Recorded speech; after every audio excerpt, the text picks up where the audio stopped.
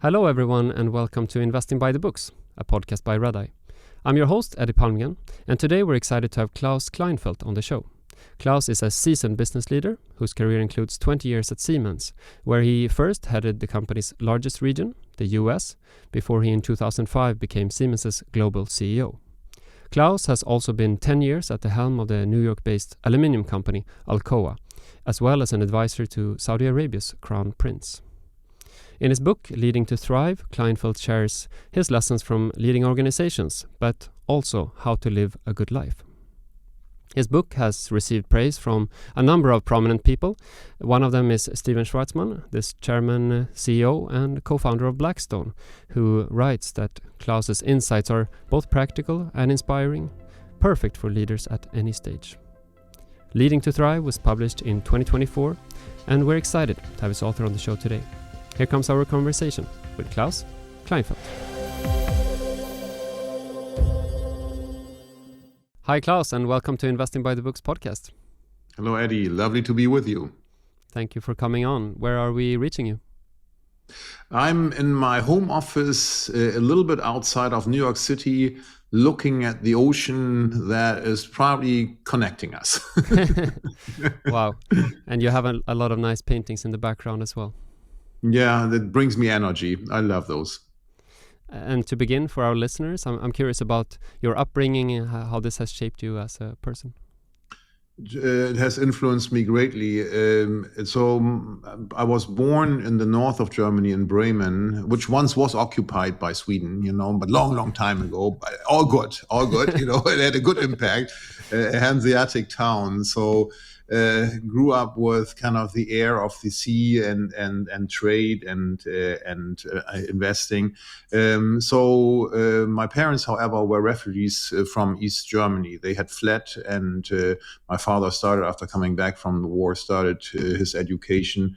It all went very well. He became an aerospace engineer, but unfortunately he died when I was 10, and then life took a twist.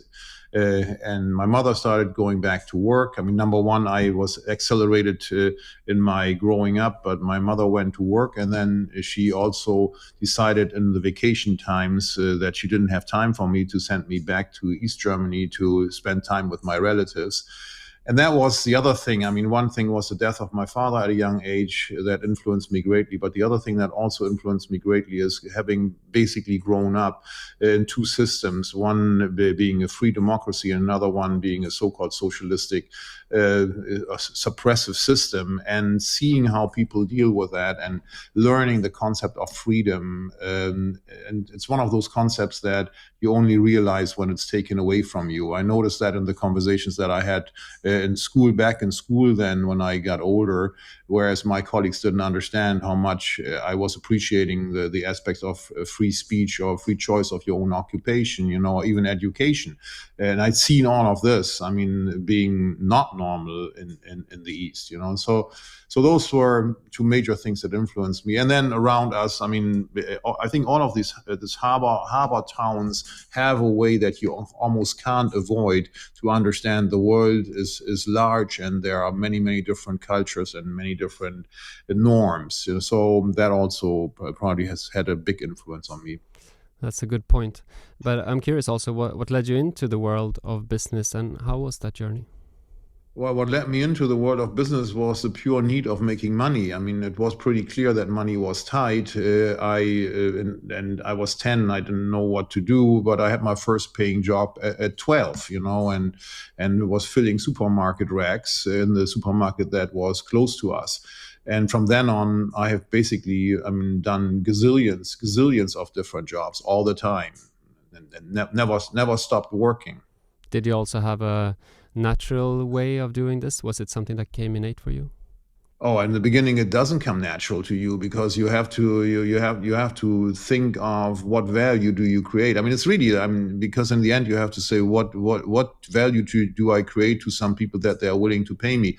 At 12, it's illegal to employ somebody, although I was employed. Fortunately, I was a little bit taller and looked older, and the supermarket manager didn't realize how young I was, or at least he didn't let me feel this, and he paid me in cash, So that's the other thing, But No, it didn't come natural, but the fascination then set in once I was in it, and I got fascinated by how what triggers certain businesses, how you can make money, what different ways there are to make money. I was fascinated with what we would now call culture. At that time, I mean, living it, looking at it from the bottom, and you see how different leaders run it well or really screw it up, and learning what you feel like you one day when you grow up you hopefully want to do it, and then also learning what you definitely don't want to do, but learning it with a view not from the top, with a view from the bottom. That I think has even today wonderfully helps me to assess this, and I think also the perspective of making money, the concept of money was freedom to me. It was, I mean, it allowed me to do things that otherwise I wouldn't be able to do. So I was constantly looking for how can I increase the value of whatever I can offer. And how has that changed over time, your perception of money? well, I mean, I always looked at what am I good at, So, for instance, one thing I did already when I was young, I was always good with math. Felt that was easy for me, so I started tutoring.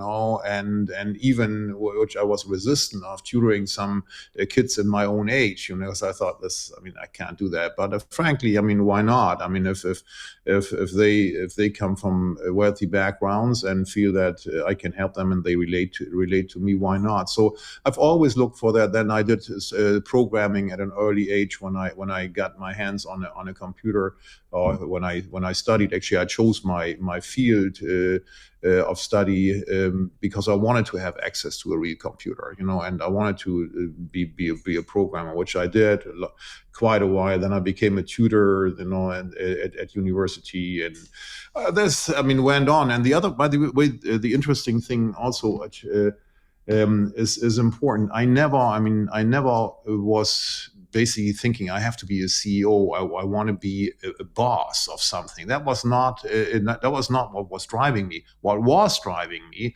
when I moved on is that I felt I had a lot of people who were basically my bosses who I really didn't like.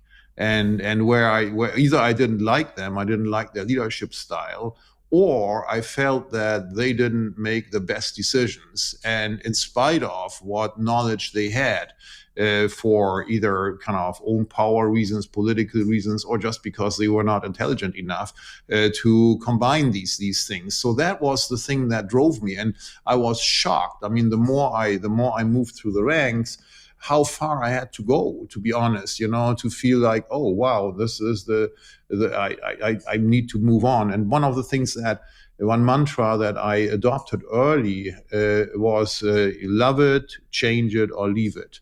Right. And I've basically lived by that principle all of my life. And I think partially it was also because when you're confronted with the issue of death at a very young age, it makes you understand life is not forever. There is a beginning and there is an end. So I somehow implicitly had this thought, hey, you have to use it in the best possible way, so that in the end, when the day comes, that I feel I have led a fulfilled life.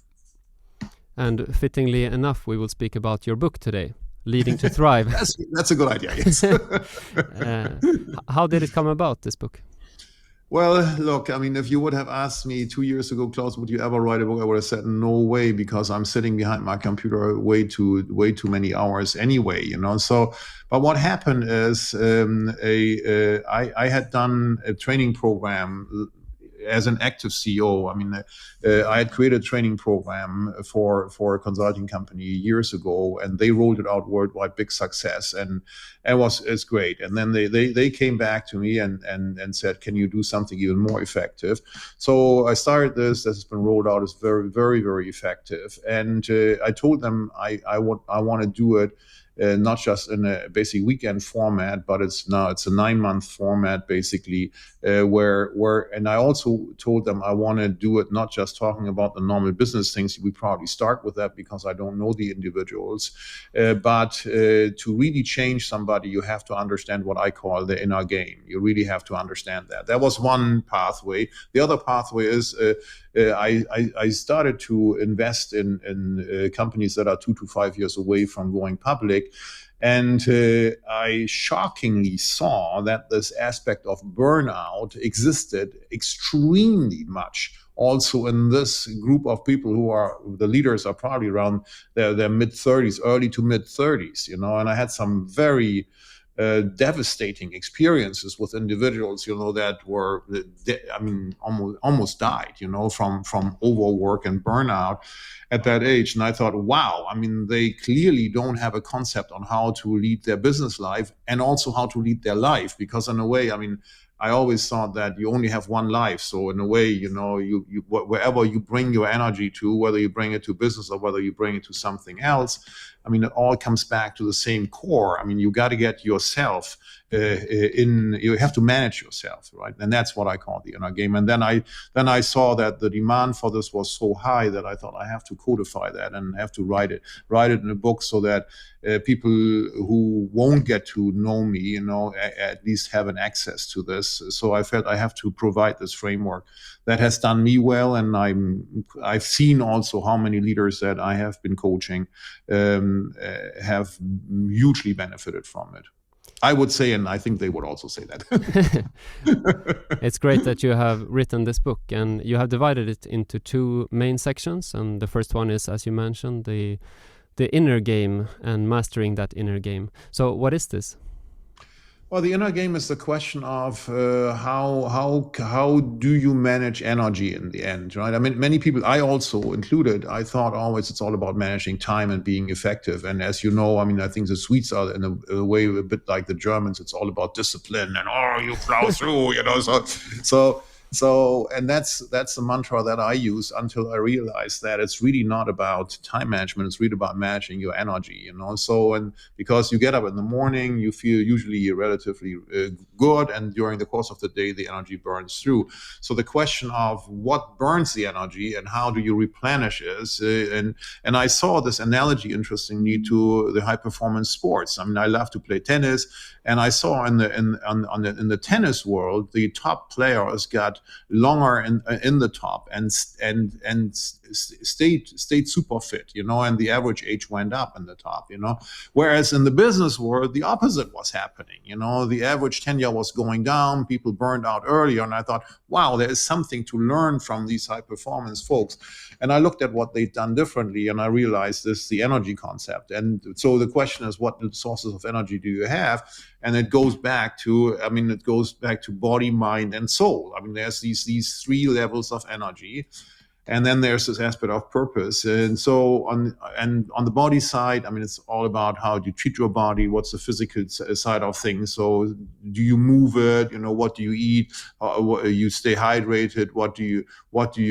How much do you sleep? And those type of things. Most of them are well understood, and some in nascent ways. But then the other part, the mind part, I break it up into emotional and mental. And that is not so well understood. I know that every one of us, including myself, have had moments when you say, oh my God, I had this meeting, I got really burned out, I got aggravated, I got so angry. And when you talk about that, you wrap up and you feel the energy, your own energy is leaving you, right? So there are tricks how to circumvent that, how to basically stay very cool in an environment, and how to let the energy let the trigger not trigger you to exert energy, because people have to understand the emotion is inside of you. So it's not like the emotion immediately gets thrown on you, like it is physical. It is something that you have a choice. You allow whether this emotion is going to get created in you or not. And you can train yourself, and that's what all these high performance athletes are doing, to not get triggered, to fast recharge. All these tennis players have a routine where in between serves, they have a trick where they rehearse a neurolinguistic programming anchor, so that a video goes on in their mind when they turn around, get the new balls, and then have the new serve. And in this moment, when they have done this, they feel like, I'm new in the game. I've reset. So those are things that we can use in the business world. Happy to talk about more. And on the mental side, it's really a question of what do you focus on? There's this great story of the old shoemaker, who has two sons, and he wants to give the business to one of the sons and says, I'm going to test them, and sends them to Africa. One goes to the West Coast, the other to the East Coast. One on the West Coast sends a note back and says, oh, father, I'm very sorry to tell you, there's no market here. Everybody is barefoot. The other son, sends a note back, father, amazing news. Send me as many shoes as you can get. This market is endless. Everybody is barefoot, And how many times have I seen that great leaders have a way to see things in a situation where the common wisdom is different. So, and I think a lot of people train themselves, which is nice in early life, to say, well, let me try to see multiple elements. Particularly, I've seen this also in the investor world. The greatest investors look at it and say, well, this is what I see in all of the reports, but what else do I see? Is there something behind it? Are there some drivers there? And the really successful ones realize this at a much earlier point in time, So this is on the mental and emotional side. And then the spiritual side of things, is something that rarely gets talked about, but it is a super powerful thing. And many people think about meditation and stuff, which is very good. But at the same time, I think also the belief in something greater than yourself is a thought that we should at least allow ourselves, And I think I would encourage people. For me, it has done amazing things in my life. I would say people try it out, and see how well it works on you. And the last thing here on this what energy side is this aspect of purpose, which I've struggled with for a very long time, and used the book actually to clarify this for me. And purpose does to energy what a laser does to light, right? A laser, when light is diffused, a laser comes in, boom, it focuses it, and it goes through the big walls, and heavy things, and that's the same thing with purpose, So purpose and energy, you have a purpose. You will realize, if you know what you're here for, you will jump out of bed in the morning. And one of the other things that I notice is people think it's only one thing, but I don't think it's really only one thing. It is multiple things. We have multiple roles. It's multiple purposes. It very much that you think, oh, I will see my girlfriend today. This makes me very, very happy. Or my group of friends. Or you'd say, I go to business and I will invent something new, work on something new, or I make sure that a customer gets their deliveries. So this is stuff that should get you out of bed. That's a good test for purpose. Can you give an example of when managing your energy has helped you as a leader? Oh yeah, I've become obsessed with that, and it's helped me greatly. For instance, when you are in a negotiation and the negotiation goes on, and obviously the other side is very often very advanced and trying to basically run you down, so that hopefully at the end of the day there's limited time for all of us that you feel under pressure to give in, and I think to be clear and make sure that you have to have basically a controller in your head to say, okay, the other side is trying to provoke me, with certain things or with certain aspects. I'm not even going to take that in. I'm kind of let it go into this year, come out of this year, but I will stay focused on what I want to achieve and prepare my arguments, and then that's one defensive thing. One offensive thing is, how can you regain your energy? And you can use this time, for instance, to concentrate on your own breathing and just say, I have a breath going like a wave through my body. I breathe in. The other side won't even notice that. I goes out, goes in, goes out, On the mental side, another really, really good trick is compartmentalization. A lot of people tell me I have a hard time to switch off when I'm at home and want to spend time with my family. And I've seen this, unfortunately, way too often, that people say, you know what, I had this lovely dinner at home with the kids, but I still don't have a good relationship with them. And then when I ask them, what are you doing when you are there? They say they have their phone there, they get calls, they look at their email, and then they are so worn out that they drop down in front of the TV set to watch the next soccer game. Well, look, that's not how you build relationships. People want to be treated with respect, and And one of the things is that compartmentalization, to basically say, literally shut the thoughts of business out, are also out of your mind. And you can play the same thing with your mind to say, look, I have these different doors, where thoughts belong to. And when your mind starts to bring up thoughts, you say they don't belong here at the dinner table. It's much like you tell your assistant to say, or your whole team, you can call me anytime, literally anytime, if there's something that is risking the safety of the team or sinking our business. But if it's not passing this criteria, tonight, I have a meeting with my future wife. Tonight I am out for dinner, and if you have a situation like this, call me. Please call me. But if it's not in that category, just send me a short text. And when I have time, I'll call back. So I think people will understand that, and it greatly helps running a good business and running your life well. So it's a lot about setting the right expectations.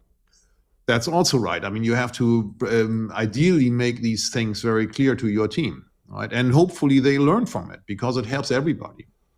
But do you have any specific rules that you follow when it comes to these different situations? Well, I just mentioned the one to you. I mean, if it's not a safety issue, or sink the ship, I have certain time slots where I won't want to have calls.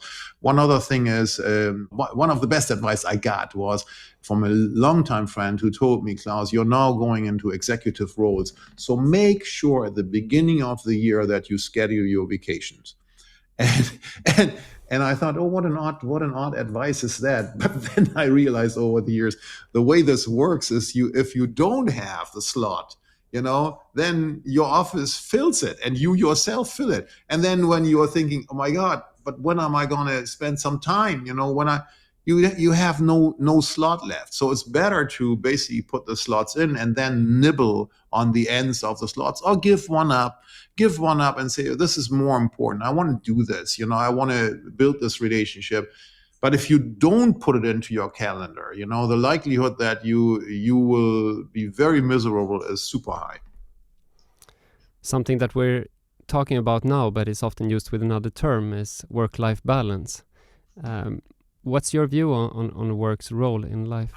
I always thought that it is a wrong way to frame it, because I always thought work is a part of my life. And the unfortunate thing is that many people feel so miserable about their work that they don't ever want it to be a part of their life. And that's when my other mantra comes in: love it, change it, or leave it. Right, because the time spent in your business is going to be long. And I think the one wake up call that I would give as a shout out is this, and I also cover this in my book, What You Can Learn from the Dying. There's not that much research, but there's one wonderful research done on what do people say on their deathbed.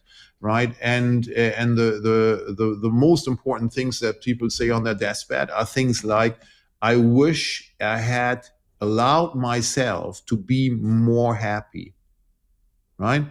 I wish I had not listened to others as much and be more myself, right? There's not one single person that said, I wish I had spent more time in the business, right?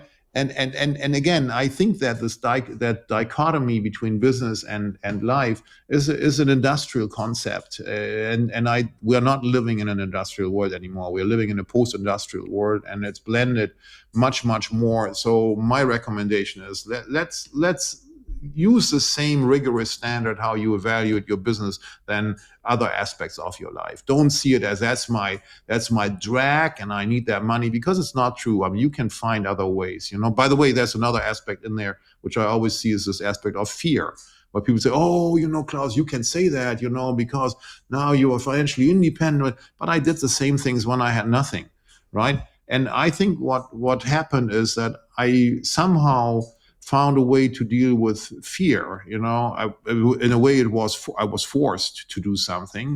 That was it. But I call fear the false expectation appearing real, right? So because very often it is in our mind, what do we make of it? What do we think is going to happen? And when we truly reflect on when have we overcome fear and what then really happened, is very often it surprises us on the positive, and very rarely it surprises us on the negative. So let's shift focus to what you call the outer game, which is the second part of the book. What is the outer game? The outer game is basically, I mean, in my look, I target it towards leaders, so the outer game focuses mainly on classical leadership issues, whereas the inner game is really more about your own operating system, which you bring to the business world and to the private world, which we just talked about, So I cover those aspects that I consider are most important to build and run a business. I mean, starting from how do you evaluate whether a business is going to be an attractive business, and how do you evaluate what offers you can do to have sustainable competitive advantages? How does that work? So relatively simple things, but unfortunately not that often well understood, So and then it goes to my strong belief is the only sustainable competitive advantage long term that you have in today's fast changing world is people, the talent that you bring to the place and how they work together.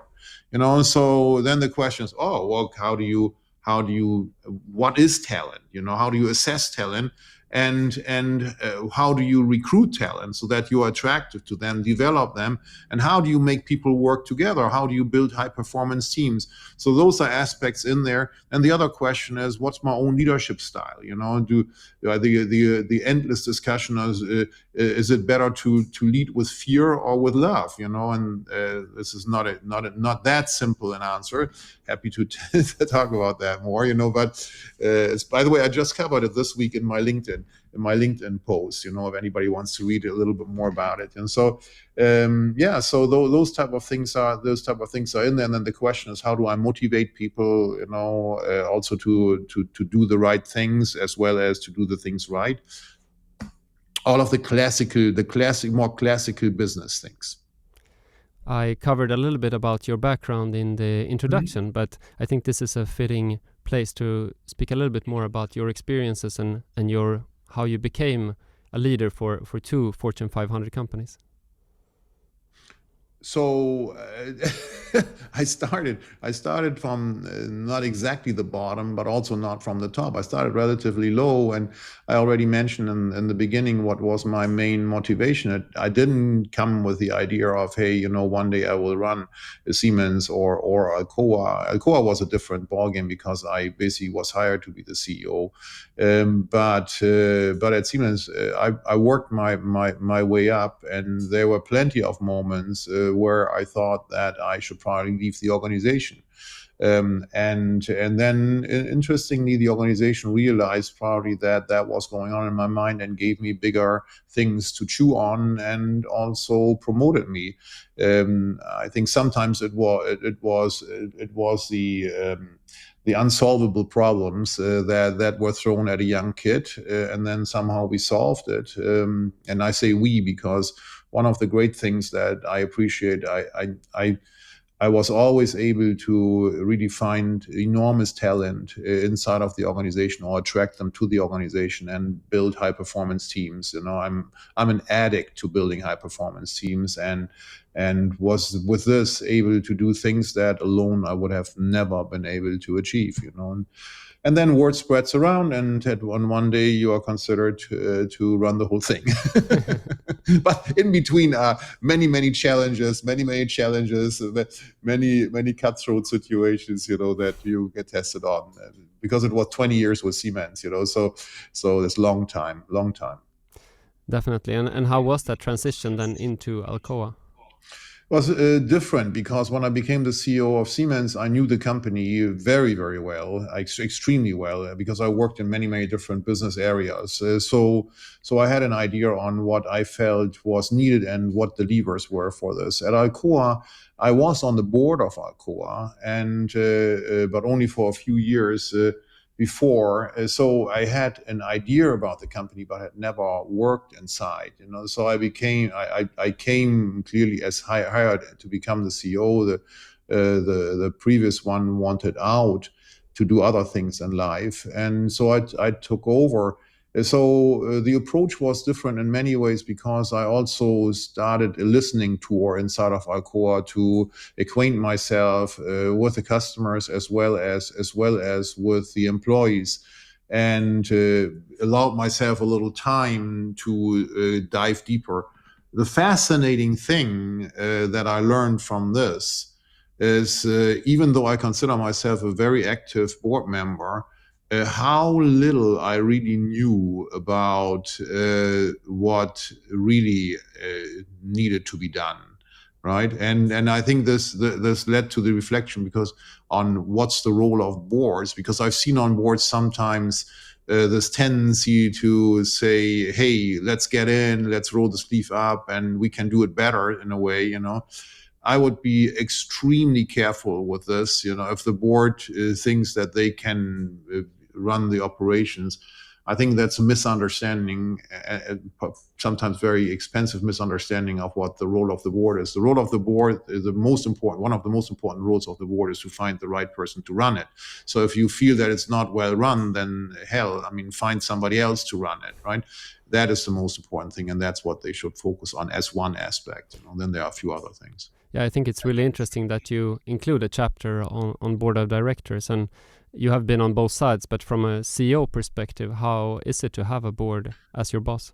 Yeah, this is one of the most intense changes between being in a normal leadership position and being the CEO.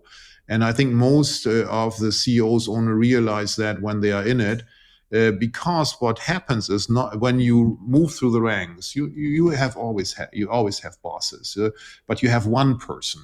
So you know the person, you know what are the trigger points of this individual, what are the priorities. So it's relatively easy to build a relationship. In the moment you have a board, you have multiple people and you have group dynamics, right? And that for me was absolutely fascinating to see.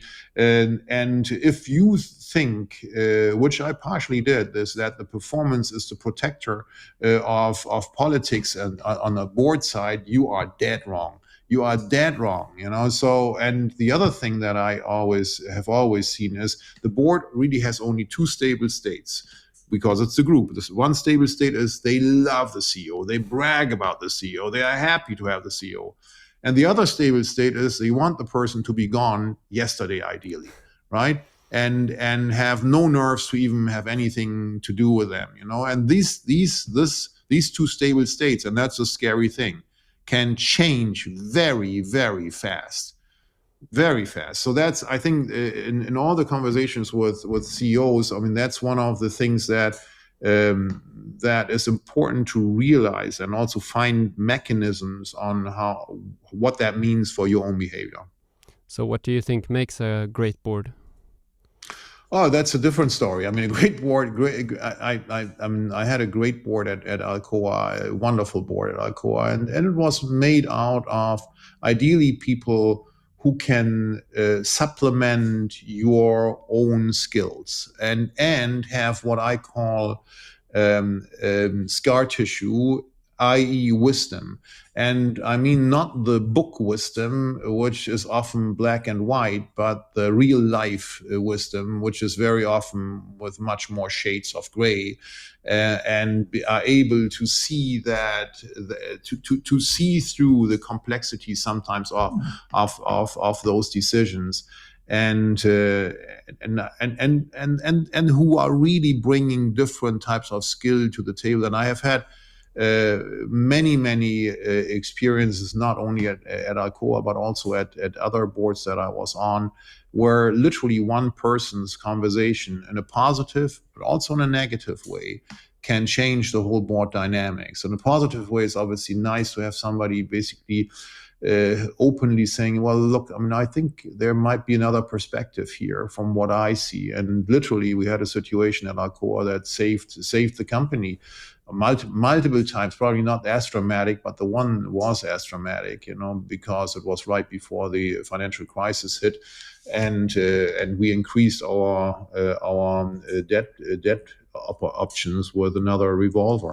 So but I mean that's what makes a great board, and a great board is one where you also install dynamics that you have an open dialogue, and it also requires from you as a CEO that you are open and not playing games. And when you have that, I mean, you really have a board that helps you to literally make much better decisions. But great boards are really rare these days. And sometimes also the governance models make it very difficult. I mean, on Siemens side, Siemens, we had, I think, 22 people. So because of the governance rules, having, half of it being employee representatives and half of them being shareholder representatives. By definition, and the employee representatives basically were all thinking only of the German employees, with an international company that had, more than 2/3 of their employees sitting outside. So discussions about laying people off in Hungary created less of an emotional response than even 1/10 of those laid off in Germany, and that's not right, just not right. I think it's fascinating with the board dynamics, as you mentioned, and something we have talked about before in the podcast is the common practice in the US, which is not there in Europe, that the CEO is also the chair. What is your view on this? Well, look, I loved it. I was the CEO and the chairman at Alcoa for most of my time there. I loved it, and it actually allows you to be super fast when you make decisions. You are in charge. You can make decisions, and it helped us greatly in a number of situations at Alcoa that the speed was there. You would still, by the way, if you are halfway intelligent as a chairman, you would not make decisions without asking the board or informing the board about it. You will always bring them in, informally at least, But from a formal perspective, you can move very, very quickly. I think it comes down to the point that I made before. In the end, if the board feels that the performance is not right, they should put somebody else in it, And on the oversight, very often people say, oh, well, the oversight is not there. That's not true. I would actually recommend, I always took care that we had a very strong and good independent lead director. So the lead director basically then takes the role of a non-executive chairman. Whereas from a real governance side, you can still, decision-wise, you can still move as being chairman and CEO. Right. So I personally like that. And I think that the criticism around this, and there's no evidence to this, is that chairman and board separation leads to better performance. I have not seen one single piece of empirical evidence for this. All of this is anecdotal, and I could tell you 500 stories where the contrary has happened, where chairman and board are not getting along with each other, and it's creating friction, used obviously by leaders inside of the firm to play political games, slowing the company down, and all kinds of things, Very interesting. Sounds like that could be a book in itself. Yeah, right. Yeah, never be written by me, at least. So with an anonymous author. But if we go back a bit more to the leadership, I'm curious, what is your view of the role of a leader? What is that? Well, the simple definition of a leader comes down to your capability of making people do what you want them to do at a given time, right? So that's a leader. Now you can say, well, but Klaus, you don't have morals and values, and that's correct, because some leaders have been very, very effective leaders, but with very, very bad intentions. At the same time, they have been very effective leaders.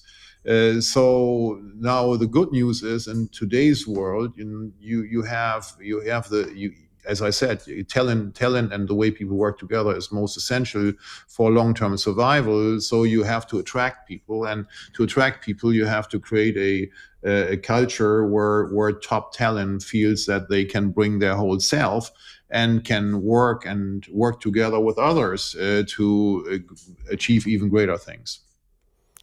So if you would choose, maybe you don't want this, but if you would choose a leader to work for, who would it be, and why? I always chose or looked at leaders who were smart, who were fair, who showed respect to people independent of their position, and who had listening skills. Because I really think that, a leader obviously does not know everything. So your decision-making power is greatly enhanced or diminished by the fact of how well can you listen. And I mean, how well can you listen and who do you listen to? I mean, one of the recommendations that I give to everyone is if you're a leader, don't just listen to the people that directly report to you. The further you can down in the organization, the more sources you have, the better off you are. And particularly when you're in a crisis, I would highly recommend, don't just look at the memo that your direct team has given to you. I mean, go down to the source where the situation is happening. And there has not been one time in my life where I haven't learned a ton of additional facts that the memo did not represent, but that were important, at least for me, to make a better decision.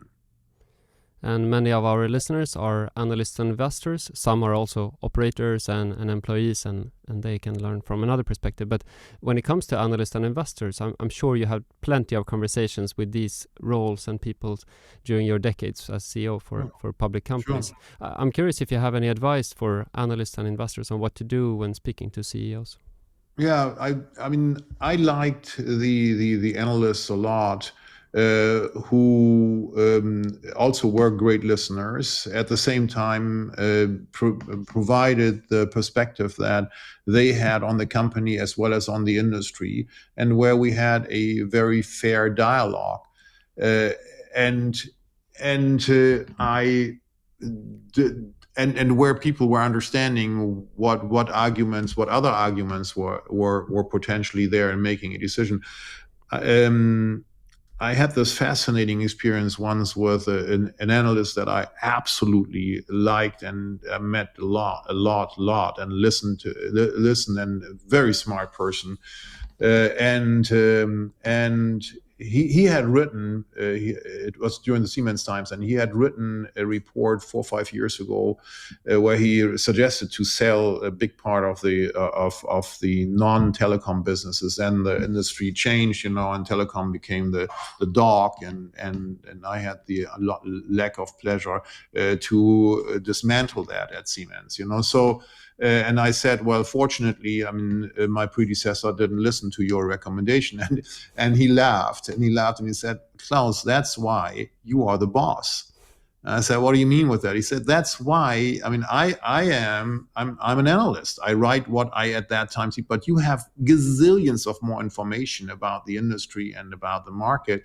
And that's why you have to make the decision, and in the end, we judge it by the performance. If you are right, the performance goes up, fine, we're with you. If it's not right, then you carry the brunt. And I thought that was, the right way to look at it. And at the same time, I also enjoyed his intellectual rigor, and when sometimes you see from the outside, you see things that from the inside you've overlooked, so I in the main, I enjoyed it. And if we move over to talk a bit about your current engagement, what do you do now? Well, my life is in 3 buckets. One is I formed a family company that is bringing one of the most sophisticated probiotics blends, line of probiotics blends here to the US. I'm a big believer in natural healing, and it's called Omnibiotic. So this is run by one of my daughters, and I love it. So that's one thing. The other thing is I have formed a company called K2 Elevation, which is an investment company basically, and I'm investing mostly in tech companies and tech areas that I know very well. I love software, I love medical, I love biotech, and I think I understand a bit about it also. And typically I not only invest, but then also either go on the board or have a good relationship with the founder and CEO. And the third bucket is advisory, and advisory falls into basically advising, helping leaders and CEOs, and also advising some countries. And in your investments, which geographies are you mostly looking at? It's mostly for me Europe and the US. Right, those are the two geographies. That's where I also spend most of my time. I'm also quite a bit in Asia, I have to admit. But at this time, I don't. Asia is not one thing. It's so fragmented.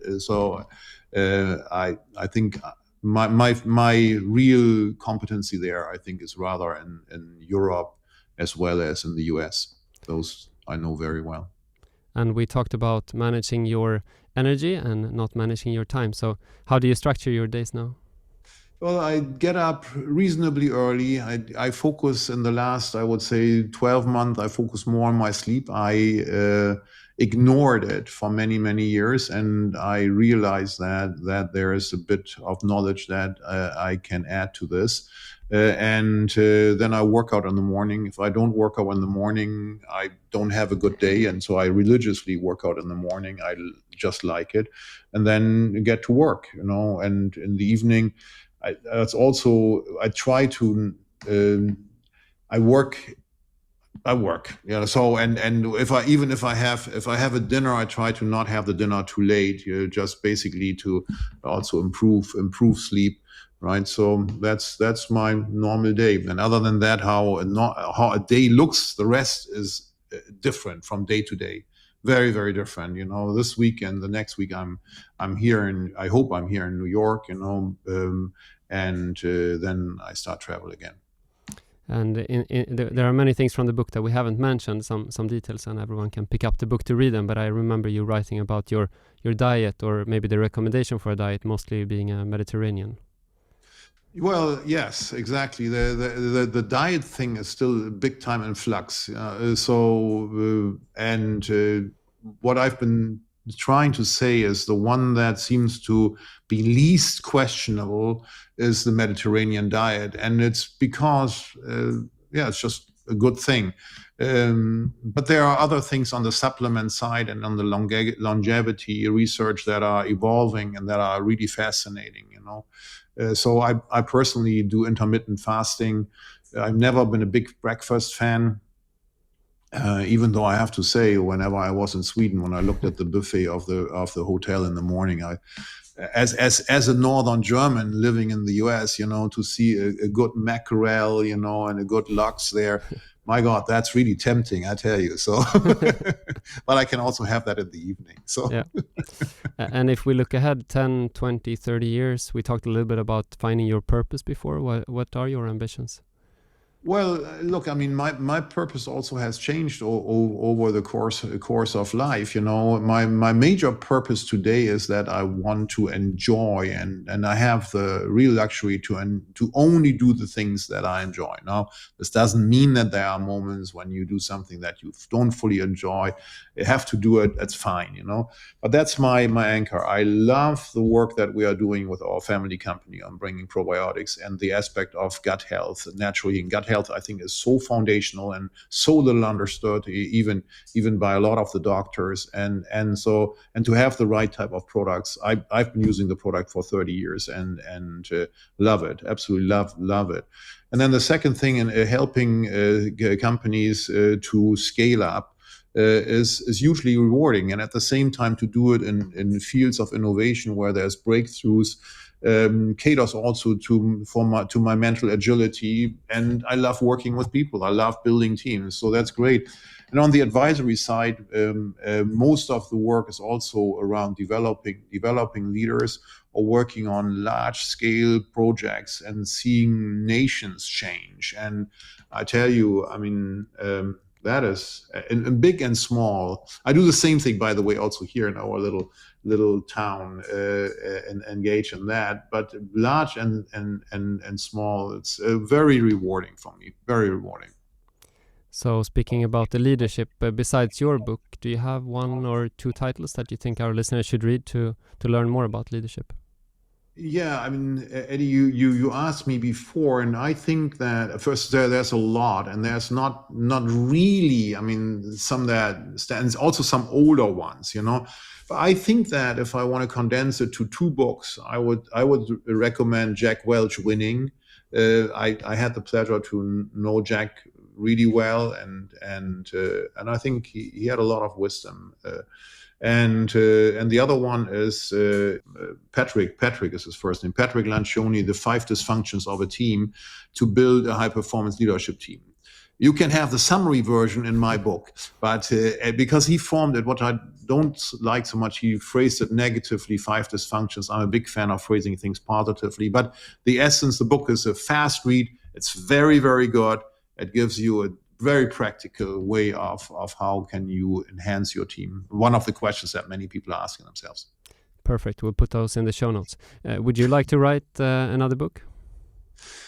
I don't know. I mean, many thoughts in my head. Haven't made up my mind. It is quite rewarding, I have to say, much more than I expected, to see that people who you don't really know that well approach you, send you a note or so and say, "Hey, Klaus, I just read your book and I really like it a lot, and it's helped me. It's helped me greatly to sort out some of the things that were not sorted out in my life and my business." You know, and I think of this old story of after a storm, the gentleman walks down the beach, and there's a lot of shells that have been washed up, you know, live shells, and you see the person throwing one shell after the other. You go walking, and there's thousands of those, and another gentleman sees it and laughs at the person and says, "What are you doing here?" He said, "Well, I throw these shells back into the ocean so they can live." And he said, "But don't you see, it's thousands of those. It doesn't really matter what you're doing." And then he says, "It doesn't matter to this one," and throws another one in. And that's always been my approach. You know, in the end, you know, if you touch one, then you've already, made a big contribution. Very good.